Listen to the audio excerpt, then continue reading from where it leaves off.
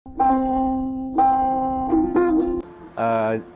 Sri Aman ini dikatakan bandar Semanggang, bahagian kedua. Jadi sekarang dinamakan Sri Aman. Kubu Elis itu adalah satu yang kita katakan satu, boleh dikatakan kota ataupun kubu yang pentadbiran di bawah Raja Beruk. Kubu Elis dalam tahun 60-an ia jadi macam apa kita bilang administrative center,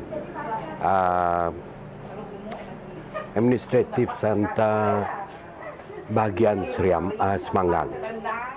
Jadi di sini pejabat daerah, pejabat residen, pendidikan, penjara, semua bertempat di sini. Daerah.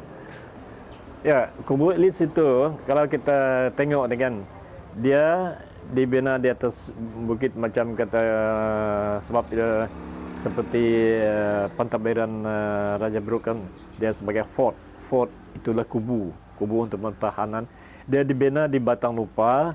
Kemudian Batang Lupa ini boleh mengalir kepada Batang Sekerang, di mana penghuni Iban, kemudian Batang Lemanak, kemudian Batang Air. Port Elis ini juga untuk mentadbir bahagian kedua, kita ada di sebelah Seribas, ada Batang Seribas. Di sini perjumpaannya, kemudahan perjumpaannya dibuat di sini adalah untuk memudahkan penghuni dari Batang Serang, dari Batang Air dan Batang Lemanak untuk membuat ekspedisi. Okay? Ekspedisi yang saya maksudkan di zaman itu, pemerintahan tak ubahlah seperti sekarang akan mendamaikan pemberontak kan.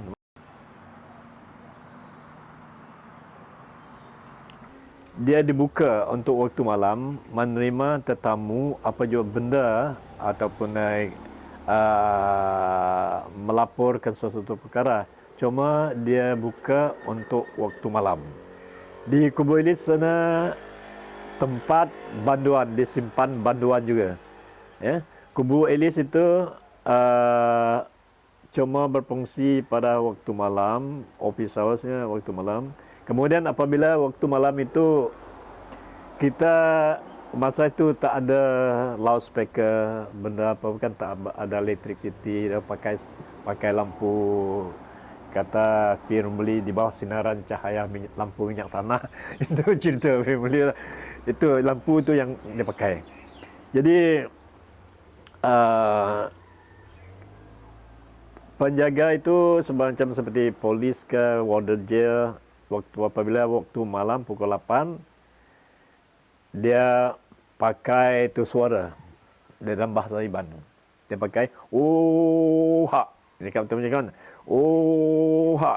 3 kali ha. Orang ulu, orang ilik. Tak tahu niki agi, pintu dah tambit, tangga dah tarit, orang ulu, orang ilik tak tahu niki agi. Okey. Maksudnya dalam bahasa, ada beritahu kepada penduduk di sebelah hilir, di sebelah hulu, pintu dah tutup, tangga dah ditarik, si boleh buat apa-apa lagi, tak boleh buat apa-apa jenis laporan. Paksa tunggu pagi. Kayu belian macam di sini kan, kawasan di sini dulu kan ke hutan. Di sini pun ada belian dari hutan, dari orang Iban yang bawa. Kalau kita imbas kembali, bila Kubu Elis ini dibuat dan siapa yang buat kubu ini, kemungkinan itu orang Melayu dan orang Iban. Di bawah di tepi itu bangunan yang baru itu tak wujud sekarang, tempat banduan. Di bawah tu semua banduan. Di Pasar Ikan tu kan, di bawah tu kan. Di bawah itu tempat kosong parking kereta bawah itu kan. Tu tempat rumah warder jail. kami mendapat tahu, kami mendapat tahu berkenaan dengan Kubu Elis ni mempunyai terowong rahsia bawah tanah. Jadi mengikut cerita daripada datuk saya, terowong itu dibina oleh pihak Raja Bruk, ya. Sama ada terowong itu benar wujud ataupun tidak itu kurang pasti. Ada di antara cerita lah dari datuk saya dulu, ada khazanah benda di dalam tu, mungkin apa kita tu barang lah, dari barang antik kah apakah. Kalau ikut di segi cerita mitos kan, ada penghuni. Terowong itu ada penghuni. Sebab masa itu saya masih budak-budak lagi, sudah berusia macam 20 tahun macam itulah, masih bujang. Ada seorang kawan saya, orang Melayu juga, dia dari Lawas bahagian Lembang. Kemudian dia ada seorang kawan daripada Pontianak, Indonesia. Jadi dia nak coba, kalau betul ada benda hasanah di sana,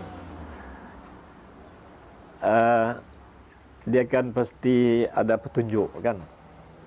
Kita 3 orang pergi. Saya rasa takut masa tu, takut sebab datuk saya cerita di sana ada penunggu.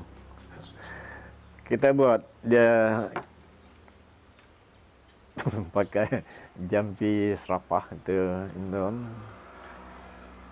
Dia pakai kain kan, kain tu pandai naik kain tu, berarti naik kain tu ada benda, harta hazanah di sana. Yang lain yang cerita di sana di Jeraya tu kan, sama penduduk dari Kampung Ileh nak pergi Kampung Hulu nak pergi Ileh, kalau dah jauh malam itu ada merupakan benda macam itu kita guling tu kan, bantal tu yang bulat macam gulin, bantal bulat tu kan, golek golek macam tu. Kadang-kadang ada orang nak tengok macam tinggi betul tu. Berapa lama Kubu Elis ni beroperasi sebelum ditutup oleh kerajaan sendiri? Ingat saya dalam tahun seperti Kubu Elis kan tidak ada yang jaga kan. Vandalism memang orang tengoklah tempat tu. Dia ini kopek, papan tu semua dibuat dari hasil kapan belian kayu yang tahan, dicuri, diambil. Yang sekarang ni kan seperti yang kamu orang tengok macam mana keadaannya sekarang, memang tak terurus lagipun tempat melepak tu memang ada. Memang banyak budak-budak kampung-kampung memang melepak ke sini. Mantap bagus lah kan bila orang lain tengok, orang datang tapi bagi kita sini memang biasa ya. Kubu Elis ni bukannya tak diguna. Ya kalau kita nampak memang ya terbiar begitu saja. Oleh kerana pentadbiran kita dah banyak pejabat-pejabat untuk pentadbiran. Tapi dengan baik pulih itu dengan cara kita bina macam seperti bangunan sekarang lah. Pakai konkrit, everything macam tu lah. Konkrit, kayak benda-benda yang moden sekarang kan. Tapi kita, ketua masyarakat IBAN, masyarakat Cina, masyarakat Melayu, bila dengar benda tu nak dibuat sebagai bangunan sekarang, konkrit, everything macam benda-benda yang kita guna, peralatan yang guna sekarang kan, yang secara moden kan, kita tak setuju. Kita buat mesyuarat sama dengan residen pentadbiran yang Seremban ni. Kita tanda, kita mau baik pulih Kubu Elis itu sebagai seperti mana dia punya structure tu, dia punya itu landscape itu kan. Dia buat daripada kayu, belian, tak nak masuk benda macam ni. So sebab itulah ditangguhkan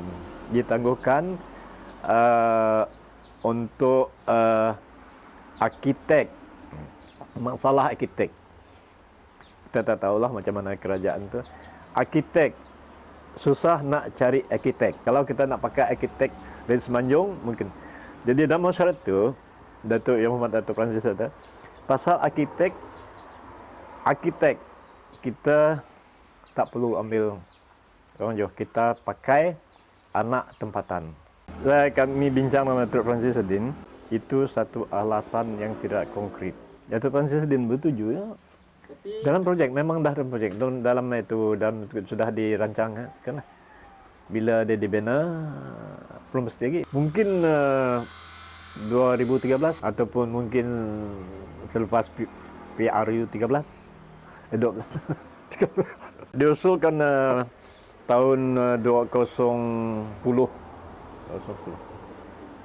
2011 tak ada berita apa-apa. Kemudian Datuk Francis Sedin, orang yang kuat tu, menteri muda tu kan, betul kuat tu. Kemudian dihantar lagi permohonan. Kemudian 2011, awal 2012 ini tadi, tiga menteri yang datang sini tu, dia akan gunakan print tu macam yang asal. Dia boleh taklah dibuat baru seperti yang asal tu, ikut plan yang asal tu. Itu saya tak tahulah.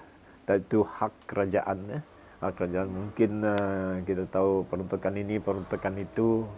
Yang lebih penting daripada ini dan itu, memegang perkara ini Menteri Pelancongan. Sebab itu satu daripada khazanah yang asal dulu bukan. Kemudian ada hubungan kait juga dengan Museum Sarawak. Sebab masa itu, masa kita mesyuarat dengan menteri itu, Ketua Masyarakat Kaum, orang tu dari Museum Negeri pun ada sama.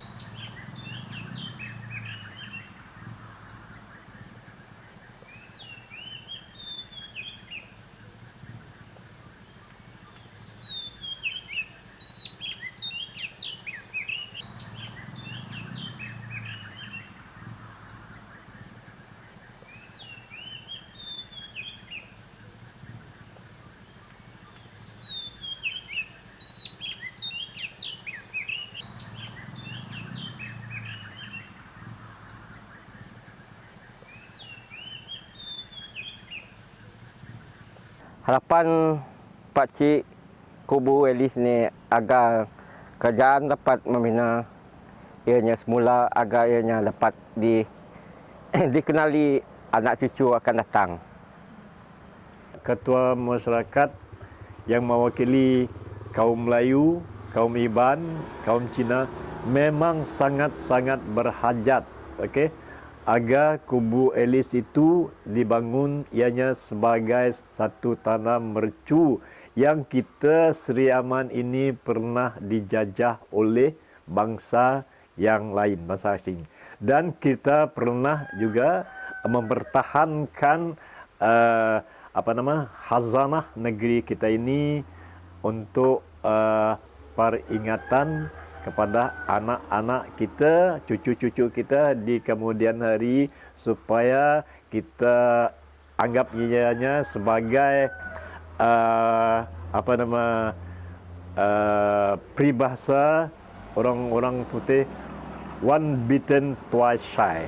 Sekali kamu kena, biar kamu ingatkan benda itu. Kepada kerajaan, dapat kita nak benda itu secepat mungkin. Kalau ambil gambar orang Orang datang pun selesa lah. Orang nak datang pergi tengok kawasan kat dalam tu ke. Mungkin ada yang kita tak tahu lah apa yang kat dalam tu kan. Merayu supaya Kubu Elis ini apa kata kita, dibangunkan semula lah. Kena ini kita pernah dengar yang kerajaan kita di Malaysia memberi tumpuan kepada turis. Jadi ini satu turis produk.